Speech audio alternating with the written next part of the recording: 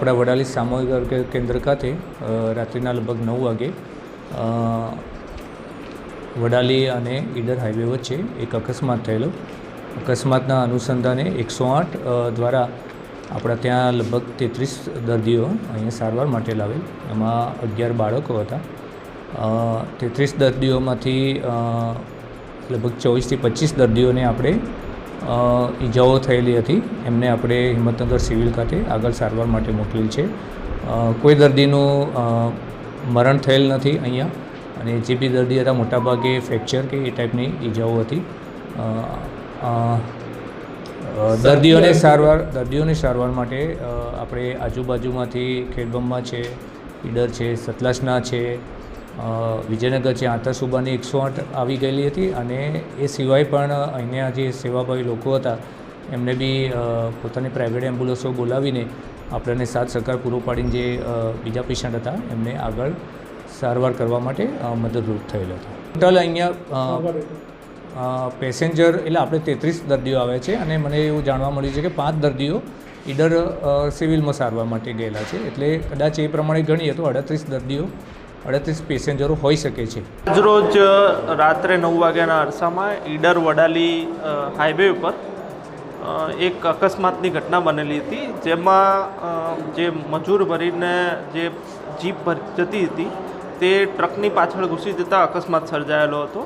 અને એમાં 27 લોકોને હાલ નાની મોટી ઈજાઓ થયેલ છે, અને તેઓને પ્રાથમિક સારવાર ઈડર ખાતે વડાલી ખાતે આપીને એમને ઈડર ખાતે રિફર કરવામાં આવેલા છે.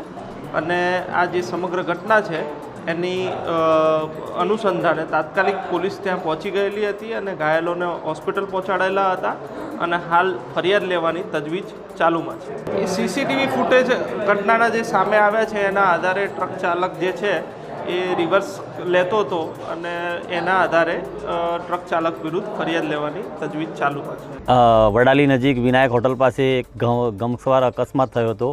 તે સ્થાનિકો દ્વારા અમને જાણવા મળેલ, તો અમે ત્યાં સ્થળ ઉપર પહોંચ્યા હતા. તો સ્થળ ઉપર જોતાં એક જીપ, જે કમાન્ડર જીપ આવે છે, એ ટ્રકની પાછળ ઘૂસી ગઈ હતી, અને જીપમાં લગભગ 33થી 35થી વધારે લોકો મુસાફરી કરતા હતા. તો ત્યાં સ્થળ ઉપર સ્થાનિક લોકો દ્વારા તથા જેસીબી અને ક્રેનની મદદથી ઈજાગ્રસ્ત લોકોને બહાર કાઢવામાં આવ્યા. બે મહિલાઓ તો એવી ફસાયેલી હતી કે જેને અમે જેસીબીની મદદથી પટ્ટાથી બહાર કાઢવામાં આવી હતી.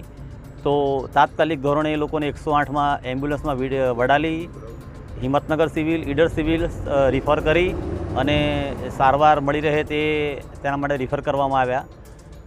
દુઃખની લાગણી સાથે મારે એ કહેવું પડે છે કે જે મુસાફરો આ જે ગાડીઓમાં જે મુસાફરી કરતા હોય છે, એ ગાડી ચાલકો થોડાક પૈસાની લાલચના વધારે કારણે એ 33, 35, 40 મુસાફરોને અંદર બેસાડી જીવના જોખમે મુસાફરી કરતા હોય છે. તો મુસાફરોને પણ મારે એવું કહેવું છે કે તમે એવી જીવના જોખમે સવારી ના કરો, તથા જીપ ચાલકોને પણ કહે છે કે થોડા પૈસાની લાલચના કારણે તમે એવા લોકોના જીવ જોખમમાં ના મૂકો, એવી અમારી વિનંતી છે.